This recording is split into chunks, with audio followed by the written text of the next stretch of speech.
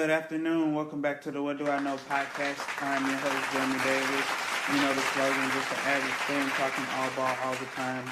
And today I want to talk about James Harden and this streak. What that means for the Rockets and how that will impact the playoffs. First, I want to start out with saying what James Harden was doing is amazing. Having lost Clint Capella, Eric Gordon, and CP to still go 21-9, to get the Rockets back afloat, keep them in the playoff picture is amazing.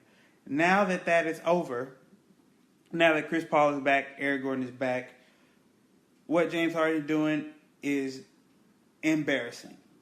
There's a lot of times when I watch him play that it just infuriates me the way he plays because he's still in that mindset of it's all me, but it's not. He was my MVP frontrunner. If you listen to my mid-season awards episode, you found out that I no longer had him as my frontrunner. I actually had him third. I had Paul George first and then Giannis second. But the reason why I took him out of the MVP race is because now that he got his horses back, he's still playing the same way, and he is still trying to go for this streak. Still trying to go for the streak. The streak is impressive.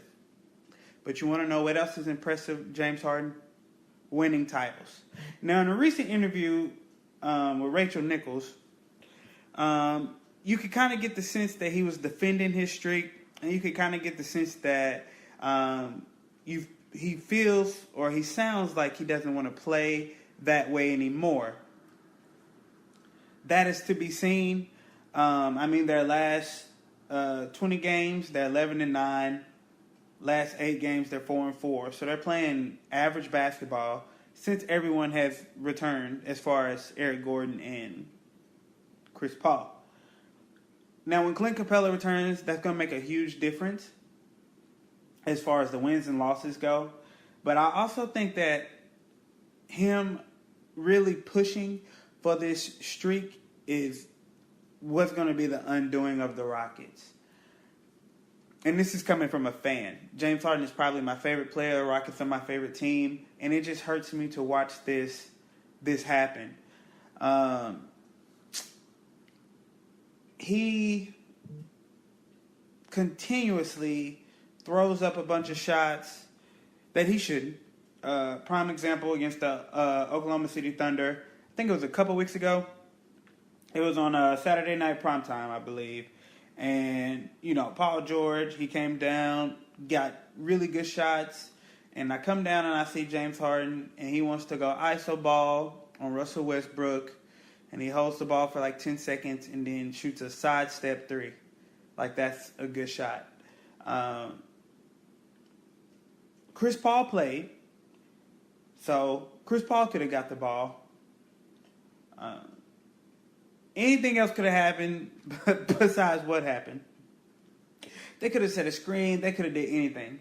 But the iso ball it's just not going to work. And if they really want to have a shot at beating good teams, they're going to have to get some ball movement. Honestly, that's why James Harden is our best player, but Chris Paul is our most important player. If you watch the Rockets, when Chris Paul plays, it's just a different way that the ball moves. Or that the ball moves. Even though James Harden averages a lot of assists, he doesn't really move the ball like a point guard should. He wants to be classified as a point guard, but he needs to be able to move the point guard like a point guard should. But when Chris Paul plays, it's just different. It's a different way the ball moves. So honestly, at the end of games, I'd rather have the ball in Chris Paul's hands because I know he's going to make the best play and not just worry about scoring. Now, in order for the Rockets to win in the playoffs, of course, James Harden is going to have to go crazy. But I feel like him going for this streak now, not worrying about preserving his body, because there's a lot of games where I've seen him in blowouts in the game trying to get 30 points. So he can't tell me that it doesn't matter to him, because it does. I think he should just be okay with with being second on that list behind Wilt. I mean, I don't think that number is ever going to be touched. So I think he should really, especially now that the All-Star break is over, I think he should really look forward to the playoffs and what he has to do to be able to win in the playoffs and maybe contend for a championship. Because no matter what he does in the regular season, I don't care. I don't care if he wins MVP for the next 4 seasons. If we don't get to the NBA Finals, I couldn't care less. So I'm really hoping that maybe that interview and like maybe he talked to somebody about how he feels, they can change. I hope he talks to D'Antoni. That's the one thing about D'Antoni. He loves to run his players into the ground. If you look at him in New York with Carmelo, you look at him in L.A. with Kobe, he loves to run his players into the ground. And sometimes that's why I feel they don't have success in the playoffs besides his lack of attention to detail. Different story, different day.